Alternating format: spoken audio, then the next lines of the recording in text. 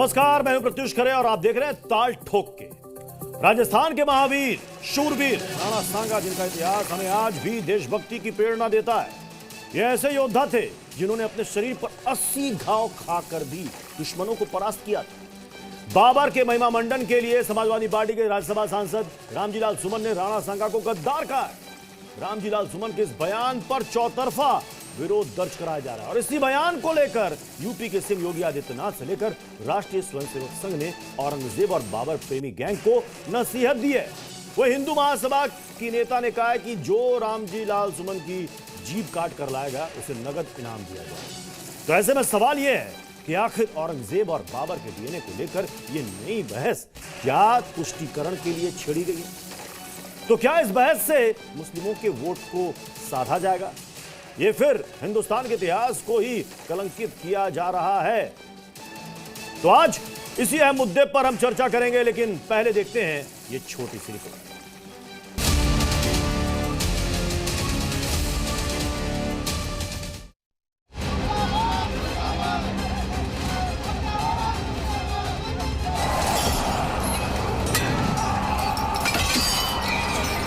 कि बाबर को लाया कौन?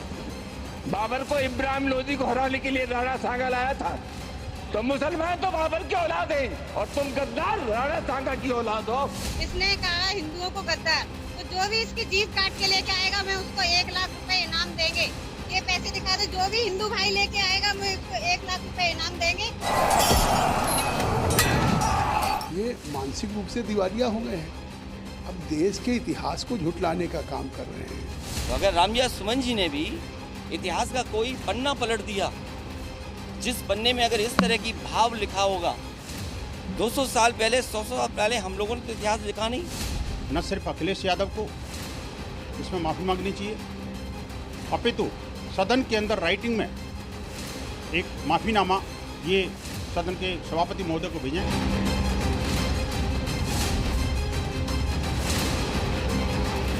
बड़े मुर्दों के नाम पर वर्तमान की जो साजिश भारतीय जनता पार्टी की सांप्रदायिकता पर ही चर्चा होती रहे, ताकि वोटों की जहर की खेती फसल ये लोग लहलाते रहें, इन सारी चीज़ों के जाल में फंसना नहीं है और रामजीलाल सुमन जी को तो विशेष रूप से नहीं फंसना चाहिए। राहुल गांधी के नेतृत्व में कांग्रेस और अखिलेश यादव जी के नेतृत्व में समाजवादी, ये कोई मौका नहीं चूकते हैं सनातन को अपमानित करने का। और न तो इतिहास का ज्ञान है और न भारतीय इतिहास के प्रति, भारत के इतिहास की परंपराओं के प्रति सम्मान है। संसद ने कहा, लोकसभा में बहुत ही गलत उनके शब्द थे, उनको ऐसा नहीं बोलना चाहिए था। उनको ना तो कोई इतिहास की जानकारी है।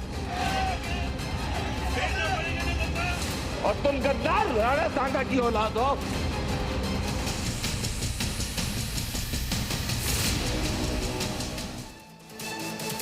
चलिए अपने मेहमानों साहब को मिलवा देते हैं। हमारे साथ हैं शलभ मणि त्रिपाठी, बीजेपी के प्रवक्ता हैं, तारिक खान समाजवादी पार्टी के प्रवक्ता, ओम जी उपाध्याय जो कि इतिहासकार हैं, विजय शंकर तिवारी हैं, विश्व हिंदू परिषद के प्रवक्ता हैं, जुबैर मेमन साहब स्टूडियो में मौजूद हैं, प्रेसिडेंट हैं एमएमसी के, नूर अहमद अजहरी हैं, इस्लामिक स्कॉलर है। मैं सबसे पहले शलभ मणि त्रिपाठी आपके पास आ रहा हूं। बाबर बनाम राणा सांगा की ये लड़ाई गद्दार से लेकर ये जुबान काटने तक क्यों आ गई? नहीं, देखिए बहुत ही गंभीर विषय है और हम सब हमेशा इस बात को बार बार देखते हैं कि कुछ लोग हैं जिनको अपने पूर्वजों का अपमान करने में, अपने पूर्वजों की पहचान को स्वीकार करने में उनको दर्द होता है। मैं किसी धर्म को लेकर नहीं बोलता, मैं किसी पंथ को लेकर नहीं बोलता, लेकिन अपनी राजनीतिक फायदे के लिए इस देश में एक विचारधारा रही है, जिस विचारधारा ने हमेशा से हमारे पूर्वजों को, हमारे पुरखों को, हमारे महापुरुषों को, हमारे नायकों को अपमानित करने का काम किया। इतिहास इस देश में कैसे लिखा गया ये आपको भी पता है। इतिहास में क्या क्या कितनी बहुत सारी गलत चीजें लिखी गई ये भी सबको पता है। लेकिन आज जिस प्रकार से ये इस बात को जिस प्रकार से रखा गया, इस बात को लेकर हर कोई आहत है, कोई स्वीकार नहीं कर सकता। राणा सांगा हमारे इतने वीर योद्धा रहे हैं, 80 जख्म उनके शरीर पे रहे, एक हाथ उनका चला गया, एक आंख उनकी चली गई, इसके बावजूद उन्होंने हमें गौरवान्वित किया। हमें नहीं, इस माटी से प्रेम करने वाले, भारत भूमि से प्रेम करने वाले हर एक व्यक्ति को उन्होंने गौरवान्वित किया। महापुरुष रहे हैं, महानायक रहे हैं, उनके बारे में अगर इस प्रकार की शब्दावली कोई बोलेगा। नहीं, अखिलेश यादव कह रहे हैं कि हमने इतिहास के पन्ने को क्या पलट दिया, बीजेपी तो तिलमिला गई। देखिए, बीजेपी तिलमिला गई होती तो कोई दिक्कत नहीं थी। इस देश की, मैंने कहा ना आपसे, इस देश को प्यार करने वाला एक एक व्यक्ति, मैं किसी धर्म की बात नहीं कर रहा, इस धर्म जो लोग अलग धर्मों में हैं उनको भी पता है कि उनके पूर्वज कौन रहे हैं, उनके पुरखे कौन रहे हैं, ये अलग विषय है। लेकिन जो इस देश का महानायक रहा है, जो इस माटी का महापुरुष रहा है, जो वीर योद्धा रहा है, क्या इतिहास में नहीं लिखा है कि 80-80 जख्म उनके शरीर पे हुए? जो हमारे राणा सांगा जी थे, उनका एक हाथ चला गया, उसके बावजूद उन्होंने बार बार युद्ध जीता, और ये हमारी नीति थी। अब उस नीति का नुकसान हुआ, युद्ध जीतते थे माफ करते थे, युद्ध जीतते थे माफ करते थे। शलामनी जी, क्या देश के मुसलमानों का डीएनए ये बाबर का डीएनए है, मुगलों का डीएनए? देखिए, मैं नहीं कहूंगा, मैं किसी को भी आहत नहीं करूंगा, मैं कोई ऐसी बात नहीं करूंगा, लेकिन मैं ये भी अपेक्षा करूंगा कि आज देश के जो हमारे मुस्लिम भाई हैं उनको भी इस पर खुलकर बोलना चाहिए, क्योंकि जो महाराणा सांगा है, महाराणा प्रताप हैं, वीर शिवाजी हैं, वो अकेले शलभमणि त्रिपाठी या प्रत्युष के महापुरुष नहीं है, महानायक नहीं है। मैंने कहा देश के लिए में जिसने भी जन्म लिया है, इस माटी को जिसने भी प्रेम किया है, इस माटी में जो भी पला बड़ा है, वीर शिवाजी हो, महाराणा प्रताप हो, महाराणा राणा सांगा जी हो, चाहे बाजीराव पेशवा जी हो, वो सबके। मैं तारिक खान आपसे समझना चाहता हूं, कौन है राणा सांगा की औलाद और कौन है बाबर की औलाद? देखिए, ऐसा है कि जब संभल का मामला कोर्ट में गया तो विष्णु शंकर जैन ने बाबरनामे का जिक्र किया। पेज नंबर 687 पे उन्होंने बताया कि वहां पर बाबर ने अपने एक सिपहसालार को भेजा और कहा कि मंदिर तोड़कर मस्जिद बनाओ।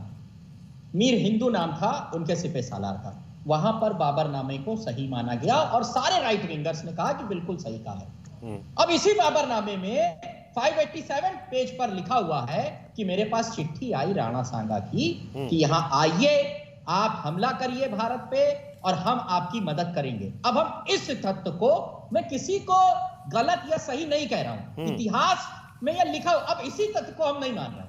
उधर बाबरनामा को हम चिल्ला रहे, दिन रात चिल्ला रहे हैं कि बाबरनामा में संभल के बारे में क्या लिखा है, चलिए भाई मान लिया, तो बाबरनामा में तो यह भी लिखा है। वहां बाबरनामे को मानेंगे, यहां बाबरनामे को नहीं मानेंगे और तालिबानी सोच वाले रुपया लहरा कर कहेंगे कि नाक कान गला काटो। मैं कड़ा विरोध करता हूं। यहां लोकतंत्र है, अगर गलत किया है आप सजा दीजिए, आप निंदा करिए, लेकिन इसको भी आप प्रमोट करेंगे कि नाक कान गला काटे।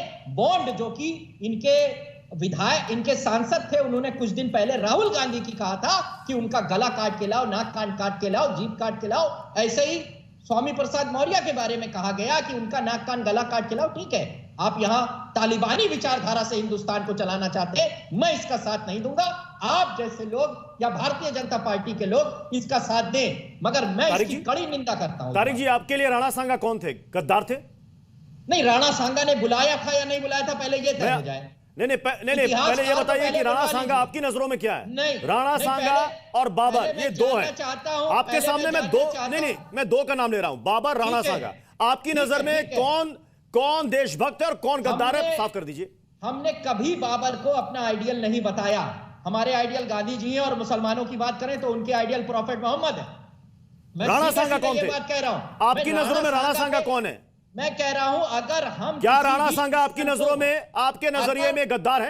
हाँ, अगर किसी दुश्मन को हम इनवाइट करते हैं, इसको आप क्या कहेंगे? हम दुश्मन को इनवाइट करते हैं। मान लेते हैं कश्मीर में हम जो मिलिटेंट हैं, जो भारत के खिलाफ लड़ रहे हैं, वो मिलकर ISI से पाकिस्तानी लोगों को हिंदुस्तान में बुलाते हैं, आप उनको क्या कहेंगे? बताइए आप। इसका मतलब कि आप साफ साफ कह रहे हैं कि राणा सांगा आपकी नजरों में गद्दार है? नहीं, आपकी नजरों में राणा सांगा गद्दार है। मैं शलभमणि त्रिपाठी जी ने साफ कर दिया, इन्होंने साफ कर दिया कि हमारे डीएनए में मुगलों का कोई लेना देना नहीं है, हम मुगलों के वंशज नहीं है, वो हमारे रोल मॉडल नहीं है।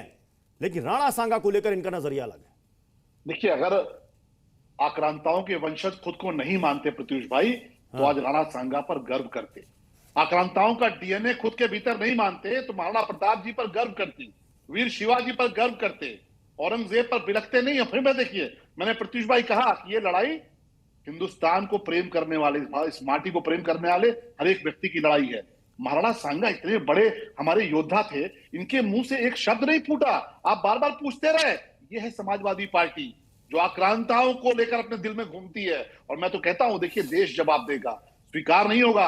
आपने किया, आपके वामपंथी पिट्ठुओं ने लिखा बहुत कुछ। आप बाबर को सच मानते हैं, जो बाबर धोखेबाज था, जो बाबर गद्दार था, जो बाबर दुनिया भर के छल करता था, जिसको माफ किया है महाराणा सांगा को किसने मारा? 17 बार माफ किया। बीच में मत टोकिए, महाराणा सांगा को बाबर ने बीच में मत टोकिए, बीच में मत टोकिए, इनको रोकिए पृथ्वीश भाई।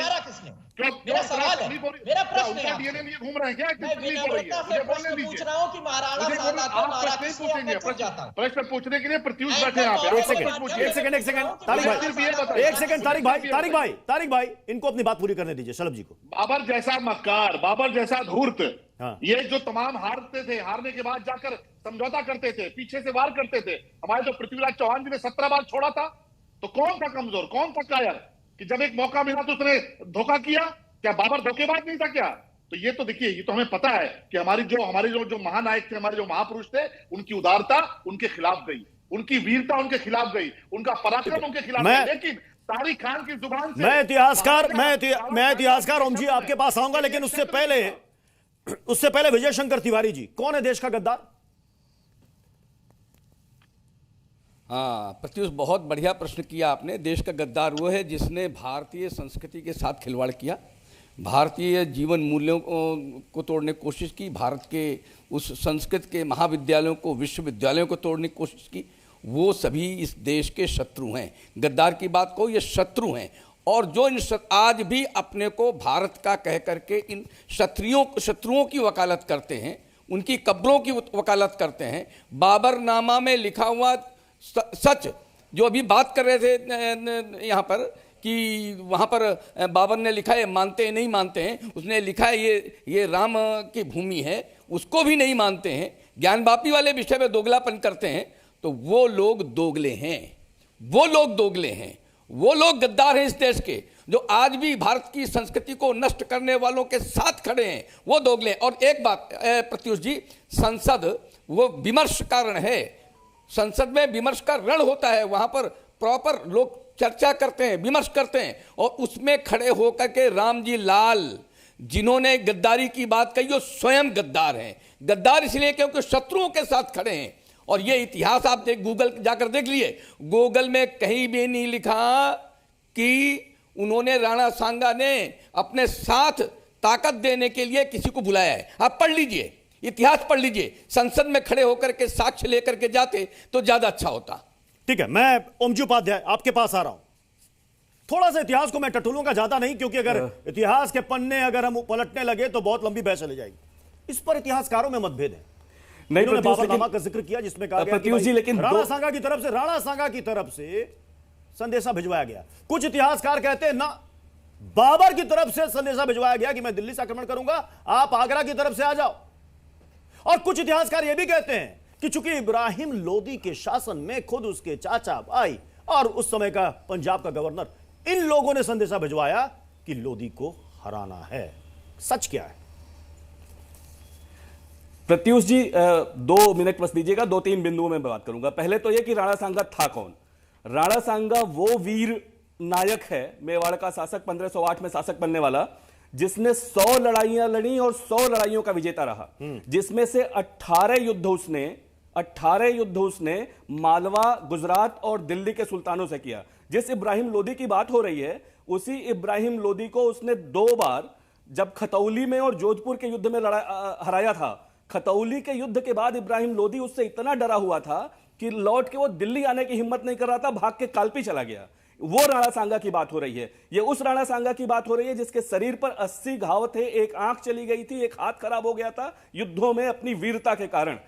और आप एक बार सोचिए ना कि बाबर को बुलाने की उसकी जरूरत क्यों पड़ती? आप उसके प्राइमरी रिकॉर्ड्स पे जाइए, रेवेन्यू जो उसके राज्य का रेवेन्यू था, मेवाड़ का जो रेवेन्यू था, वो 10 गुना था काबुल के अपेक्षा, जो बाबर के पास जो राज्य था। मतलब आप ये मान रहे हैं कि राणा सांगा ने बाबर को नहीं बुलाया?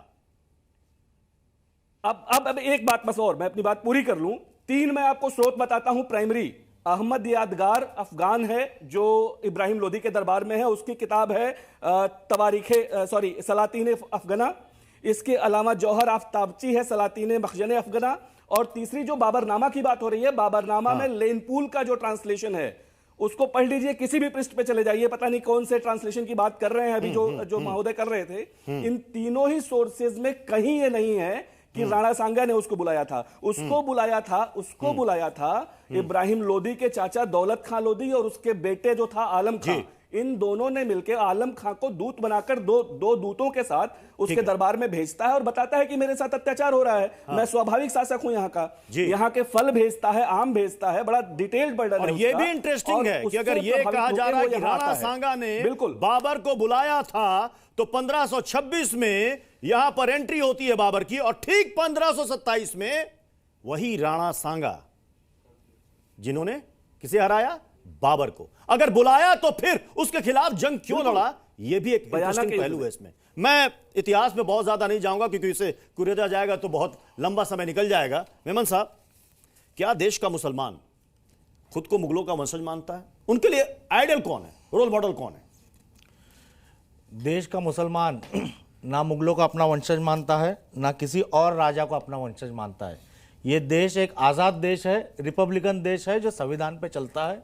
और इस देश का मुसलमान ही नहीं बल्कि हर उस इंसान जो इस देश को रिपब्लिक मानते हैं, डेमोक्रेसी मानते हैं, वो इस देश के जो फ्रीडम फाइटर्स हैं उनको अपने फोर फादर्स मानते हैं और फाउंडिंग फादर्स मानते हैं, जिन्होंने इस देश के लिए कुर्बानियां दी, इस देश के लिए लड़ाई लड़ी। जैसे महात्मा गांधी हो, भगत सिंह हो, बाबा साहेब अम्बेडकर हो, मौलाना आज़ाद हो, हम उनको फॉलो करते हैं। अगर आप रिलीजियसली मुझे पूछेंगे तो बिल्कुल हुजूर सल्लल्लाहु अलैहि वसल्लम, प्रॉफिट मोहम्मद को हम हमारा आइडियल मानते हैं। अगर इस देश के अंदर आप मेरा आइडियल पूछेंगे कि कौन है, तो जो फ्रीडम फाइटर्स है वो हमारे आइडियल है और हर एक देशवासी की होने चाहिए। रही बात राणा सांगा की, रही बात औरंगजेब की, रही बात छत्रपति शिवाजी की, पेशवा की, जो कंट्रोवर्सी पिछले 10-15 दिनों में चल रही है, तो हम हमारा आइडियल उनको मानते हैं जो छत्रपति शिवाजी के बॉडीगार्ड थे। हम हमारे आइडियल उनको नहीं मानते हैं जो अफजल खान के पीछे भास्कर कुलकर्णी खड़े हुए थे और छत्रपति शिवाजी पर हत्या की थी। हम हमारा आइडियल मानते हैं छत्रपति शिवाजी को, जिन्होंने अफजल खान को मारा। औरंगजेब के वो एक नोबेल थे या सेनापति थे जो छत्रपति शिवाजी महाराज को मारने आए थे। उनका वध छत्रपति शिवाजी ने किया मुस्लिम अंगरक्षक के द्वारा, और उसके मरने के बाद अफजल खान की मजार और उसकी दिया बत्ती कराने का जो फरमान था, ये खुद छत्रपति शिवाजी महाराज में आगे बढ़ूं, लेकिन इसको लेकर के आरएसएस की तरफ से और उत्तर प्रदेश के मुख्यमंत्री की तरफ से कुछ नसीहत दी गई है। क्या है ये दोनों बयान, आपको सुनाते हैं। जिन्होंने भारत की सनातन संस्कृति को रौंदने का कार्य किया था, जो आक्रांता बनकर के भारत की आस्था को कुचल रहे थे, वे भारत के लिए कभी आदर्श नहीं हो सकते। नूर अहमद अजहरी कौन है रोल मॉडल? देखिए, देश में सिर्फ गैर जरूरी बातें, जिन बातों की बिल्कुल जरूरत नहीं, मैं समाजवादी पार्टी के नहीं सर, देखिए आपने कहा ना कि इन बातों की कोई जरूरत नहीं है, आपने बिल्कुल सही फरमाया, लेकिन जरूरत क्यों आन पड़ी? क्योंकि कहा गया है रामजी लाल जुमन की तरफ से कि साहब बाबर की औलाद और राणा सांगा की औलाद, तो यही तो बहस का मुद्दा है। कौन है देश का गद्दार, कौन किसका औलाद, कौन किसका वंशज, किसके डीएनए में कौन, ये है बहस का मुद्दा। कह लेने दें, डीएनए चेक करने की कोशिश करेंगे ना तो फिर बहुत दूर जाएगी बात। डीएनए की बात नहीं करना चाहते मैं समाजवादी पार्टी के जो यहाँ तारिक भाई बैठे हैं, मैं उनसे पूछना चाहता हूँ, क्या आपके नेताओं ने भारतीय जनता पार्टी के नेताओं से आपस में तालमेल कर रखा है? क्या आप बोलोगे, आप अभी औरंगजेब पे आपका ही नेता बोला, फिर भारतीय जनता पार्टी ने उसको उस मुद्दे को इतना उठाया कि देश में आग लगा। एक सेकंड अजहरी जी, आपने बड़ी बात कही। आपने कहा कि क्या समाजवादी पार्टी के नेताओं ने बीजेपी से तालमेल कर रखा है? मतलब क्या आप कह रहे हैं कि ये फ्रेंडली मैच चल रहा है? मुझे ऐसा ही लग रहा है। क्यों चल रहा है, क्या है ये इल्जाम? तो ये भी लगाया जा रहा है कि तुष्टीकरण की राजनीति है इसके पीछे। तारिक भाई, आपका ही नेता क्यों बार बार इस तरीके से बातचीत कर रहा है? ये इस तरह से किसी को गद्दार कह देना, क्या ये जरूरी जुमले नहीं है? इन जुमलों की क्या जरूरत है? ये लोग तो औरंगजेब और बाबर, ये तो सीखते, इनका तो काम है। इन्हें तो औरंगजेब से फायदा तारिक जी इसका जवाब दीजिए। तारिक जी को और अजहरी जी को स्क्रीन पर रखिएगा। तारिक जी, ये सवाल वीएचपी और बीजेपी की तरफ से नहीं आया है, अजहरी की तरफ से, नूर अहमद अजहरी की तरफ से सवाल आया है कि आप कर क्या रहे हैं? लगातार हिंदुस्तान में रहने वाले मुसलमानों को आक्रांताओं से जोड़ कर बताया जा रहा था कि ये उनकी औलादें हैं, उनको इसका स्पष्टीकरण देने के लिए समाजवादी पार्टी के नेता आए कि हम भारत का खाते हैं, भारत का रहते हैं, भारत का गाते हैं, यहाँ के संविधान को सर माथे पर रखते हैं। इस बात का खंडन भारतीय जनता पार्टी और राइट विंगर्स ने लगातार मुसलमानों के ऊपर ये हमला किया कि ये बाबर की औलादे हैं, बाबर को मानने वाले हैं। कब इस बात को कहा गया कि हम बाबर को मानने वाले? हमने कहा हम संविधान को मानने वाले हैं, हम गांधी को मानने वाले हैं, हम अंबेडकर को मानने वाले हैं, हम लोहिया को मानने वाले हैं, हम जेपी को मानने वाले हैं, हम नेताजी गुलाम यादव को मानने वाले हैं। अब बार-बार ऐसी बातें करना तो उसका जवाब देना पड़ेगा। यह उसी बात का जवाब है कि लगातार हिंदुस्तान में रहने वाले मुसलमान जो कि ईमानदारी के साथ हिंदुस्तान के साथ है, यहाँ की आजादी में उन्होंने अपना खून बहाया, उनको शक की निगाह से देखा जाता है। उसका जवाब देते हुए समाजवादी पार्टी के नेताओं ने लगातार ये बात कही कि ऐसा नहीं होना चाहिए।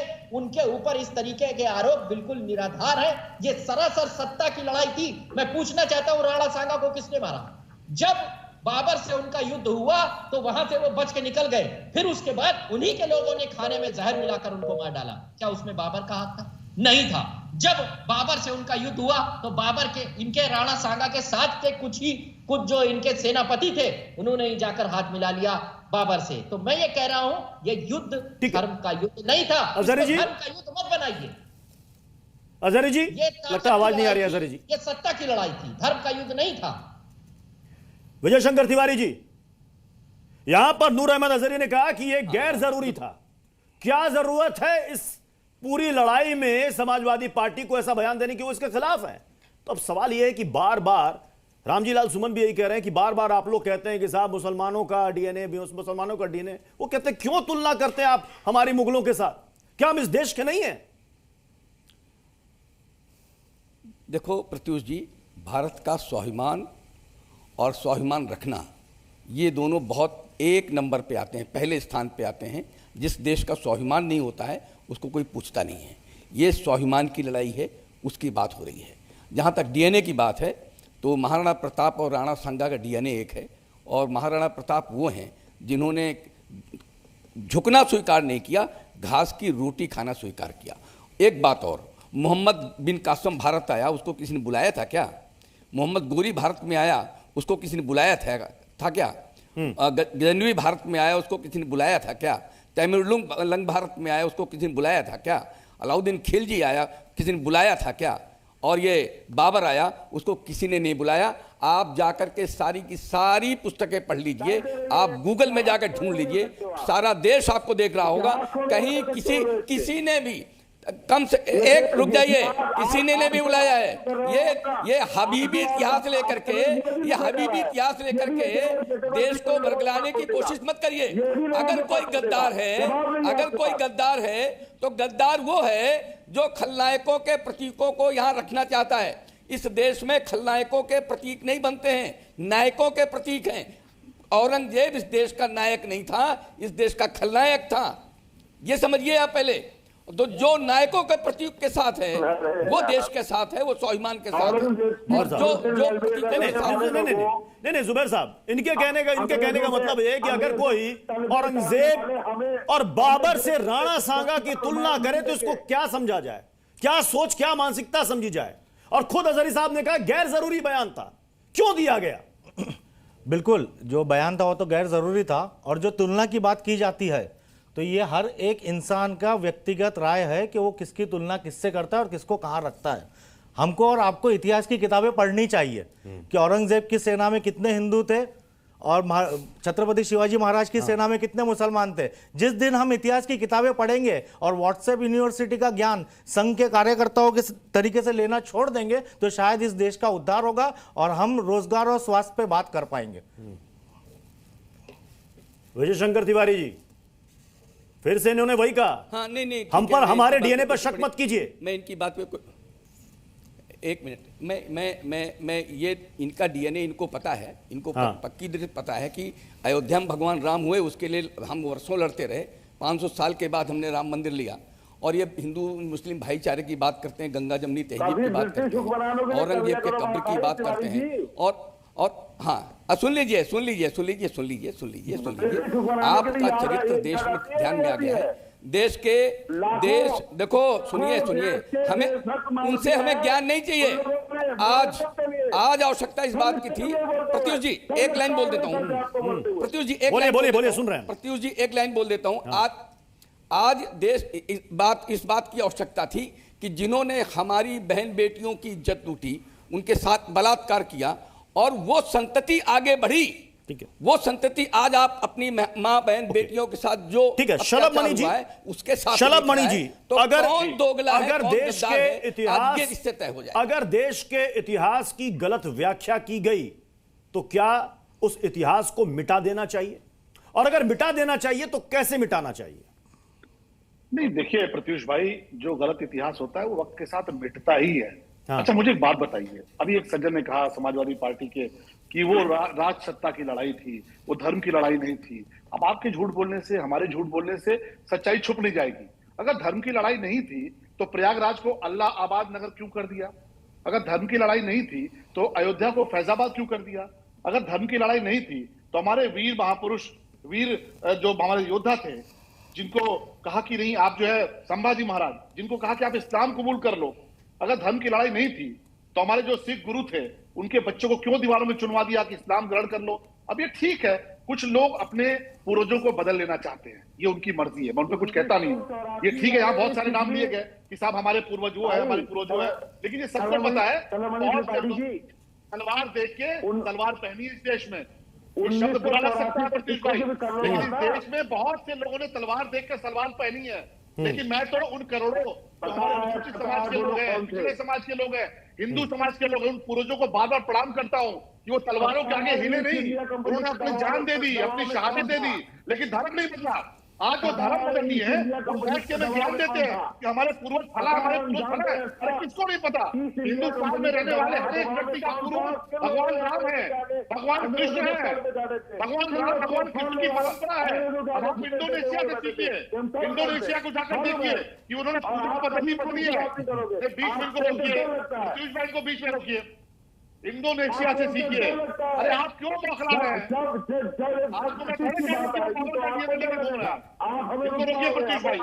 ठीक है, एक सेकंड मेमन साहब को, जुबैर साहब को भी लाइएगा। जुबैर मेमन साहब, नहीं आक्रांता चले गए, आक्रांता दफन हो गए, तो इतिहास के पन्ने को क्यों कुरेदा जा रहा है? बिल्कुल, भाजपा के हमारे वरिष्ठ प्रवक्ता यहाँ बैठे हुए हैं और भाजपा के प्रवक्ता से मैं विनम्रता से ये सवाल करना चाहूंगा और उनको एक रिक्वेस्ट भी करना चाहूंगा। आपसे रिक्वेस्ट कर रहे हैं शरद मणि जी, आपसे रिक्वेस्ट कर रहे हैं, भाजपा के प्रवक्ता से रिक्वेस्ट है, सुन लीजिए आप। हम इतना क्लियर रिक्वेस्ट करना चाहेंगे कि जो ये स्टेटमेंट्स दे रहे हैं, औरंगजेब का मकबरा हो या हुमायूं का मकबरा दिल्ली में हो, इसके ऊपर मैं विनंती करता हूं कि चाहे प्रधानमंत्री जी हो, चाहे होम मिनिस्टर हो इस देश के, वो क्लियर स्टेटमेंट दे दे कि उनका क्या कहना है। बदलने वाले लोग कैसे होते हैं? जिन्होंने अपने पूर्वज बदल दिए। इंडोनेशिया के लोगों से सीखिए, वो कहते हैं कि पूजा पद्धति बदल दी लेकिन हम पूर्वज नहीं बदल सकते। भगवान राम हमारे पूर्वज हैं, तो जरा मुझे बताइए, ताकत के आगे अपने पूर्वज जो लोग बदल लें, ठीक है क्या हुआ, युद्ध जीते युद्ध हारे, जी पूर्वज बदलने वाले लोगों को शलभ मणि जी एक बार सुन लीजिए इनको, ये कुछ त्रिपाठी जी सुन लीजिए, हमारी आपसे रिक्वेस्ट भी है और एक निवेदन भी है कि आप जो बातें यहाँ पे आकर के डिबेट में कह रहे हैं और जो दीगर और अदर प्रवक्ता जो भाजपा के आकर के यहाँ कह रहे हैं न्यूज डिबेट्स पे पिछले 10-15 दिनों से, जिनको हुमायूं के मकबरे से तकलीफ है दिल्ली में, जिनको औरंगजेब के मकबरे से तकलीफ है औरंगाबाद महाराष्ट्र में, आपसे हम रिक्वेस्ट करते हैं कि भारत सरकार, चाहे पीएम मोदी हो, चाहे अमित शाह जी हो या भारत सरकार का कोई भी जिम्मेदार मंत्री हो, जी इसकी जिम्मेदारी ले और स्टेटमेंट क्लियर कर दे कि वो मकबरों का क्या करना चाहते हैं। शलभ मणि जी, गवर्नमेंट का क्या डिसीजन है इसके ऊपर क्लियर करें। आप इस तरीके से बनाना रिपब्लिक मत बनाइए कि वो तोड़ के आएगा तो हम 5 लाख दे देंगे, उसकी जबान काट के आएगा तो हम 10 लाख दे देंगे। ये कौन से देश में रह रहे हैं? हम तालिबान में रह रहे हैं कि भारत में रह रहे हैं? मुझे बोलने दीजिए। प्रत्युष भाई, सबको पता है कि केवल एक व्हाट्सएप पे जय श्री राम लिखने पर कन्हैया लाल जी का गला किन लोगों ने काटा, ये सबको पता है। और सीरिया में भारतीय जनता पार्टी नहीं है, सीरिया में आरएसएस नहीं है, वहां कौन किसका गला काट रहा है ये भी सबको पता है कि कौन गला काटने की विचारधारा है और कौन सबको संरक्षण देने की विचारधारा है, वसुधैव कुटुंबकम करने की विचारधारा है। कौन कमलेश तिवारी का गला काटता है ये भी सबको पता है, जीप काटता है ये भी सबको पता है, कौन जाके आतंकवाद का चेहरा बन चुका है ये भी सबको पता है। बाईपास कर गया सवाल ये। सवाल ही बाईपास कर गए। ठीक है, मैं तारिक खान आपके पास आ रहा हूं। संजीव बालियान की तरफ से एक बयान है, तुष्टीकरण के लिए राणा सांगा को गद्दार कहा गया और सपा को माफी मांगनी पड़ेगी। ठीक है, मैं कह रहा हूं कि मुगलों की पैरवी करने वाले, ठीक है, वो लोग बुरे हैं, मान लिया मैंने। 2018 में प्रधानमंत्री म्यांमार गए और बहादुर शाह जफर की कब्र पे गए, फूल चढ़ाया, माथा टेका। जायज है? जायज है? क्या आप क्रिटिसाइज करेंगे? क्या सारे पैनलिस्ट क्रिटिसाइज करेंगे कि मुगल आक्रांता थे? मैंने मान लिया, एक्सेप्टेड, पहली बात। दूसरा सवाल, आप कहते हैं कि सब भगवान श्री राम के वंशज हैं, मैंने मान लिया, फिर हमसे लड़ते क्यों? फिर हमको मारते क्यों? हम आपके भाई हैं, छोटे भाई हैं। उसके बाद कई धर्म और पंथ बने, फिर आप हमको मारते भी हैं, हमसे लड़ते भी हैं और कहते हैं कि 5 पीढ़ियां पहले हम आपके भाई भी थे। अरे भैया, भाई भी हैं, हमें मार भी रहे हो, हम ये कह भी रहे हैं, मुसलमान ये कह भी रहे। चलो मनी जी, तारिक जी ने मान लिया कि डीएनए प्रभु श्री राम का है, फिर कह रहे हैं डीएनए अगर प्रभु श्री राम का है तो हमसे किस बात की लड़ाई? प्रत्युष भाई, कोई जोर आजमाइश नहीं है कि मैं तारिक भाई को मजबूर करूं कि आप मानिए। ये तो सच्चाई है, ये ना माने। लेकिन किसको नहीं पता कन्वर्जन हुआ है, किसको नहीं पता कत्लेआम हुए, बलात्कार हुए, लोग बलात्कार का शिकार होकर कन्वर्ट हुए, किसको नहीं पता है? तलवारों के आगे धर्म बदलेगा, किसको नहीं पता? और हम तारिक भाई नहीं मारते। कन्हैया लाल मारे जाते हैं, कमलेश तिवारी मारे जाते हैं। इस देश में किस प्रकार से धर्म के नाम पर लोग नफरत फैलाते हैं, ये सबने देखा है। आतंकवाद कमलेश तिवारी कहेंगे तो पहली खान और इखलाक भी मार दिए जाते हैं, 50 ग्राम गोश्त खा कर। मत कहिए, हमारे सब जाते, हमारे सब गद्दार कहेंगे तो लड़ाई होगी। जय श्री राम का नारा लगा के मुसलमानों की गर्दनें उड़ाई जा रही है, मौत नहीं हो रही है, वो बात नहीं आ रहा आपको? वीर शिवाजी मणि त्रिपाठी जी, प्रयास करेंगे, अभी तो विवाद होगा। करो कि कुछ लोग ज्यादा प्याज खाते हैं, प्रत्युष भाई, कुछ लोग ज्यादा प्याज खाते हैं, तो ये ज्यादा प्याज खाने वाले लोगों को हम उनसे लड़ने नहीं जा रहे। लेकिन अपना इतिहास उठाकर देखेंगे तो 6 पीढ़ी पहले पता चलेगा हरिलाल जी के बच्चे थे। जय श्री राम का नारा लगा के मारे गए। बताओ ना, वो कौन से कहां से आए थे, कौन से आश्रम से निकल के आए थे? बताओ ना, जुनैद नासिर को मारने वाले कौन थे? चलिए, इतिहास पर जब भी बहस होगी तो वो बहस इतनी लंबी खिंच जाती है कि उसका फिर कोई अंत नहीं होता। लेकिन फिलहाल हमें इस बहस को यहीं पर समाप्त करना पड़ेगा। बहुत बहुत शुक्रिया आप सभी मेहमानों का हमारे साथ ताज ठोके में जुड़ने के लिए। तो खबरों का सिलसिला जारी रहेगा, बने रहिए जी न्यूज़ के साथ।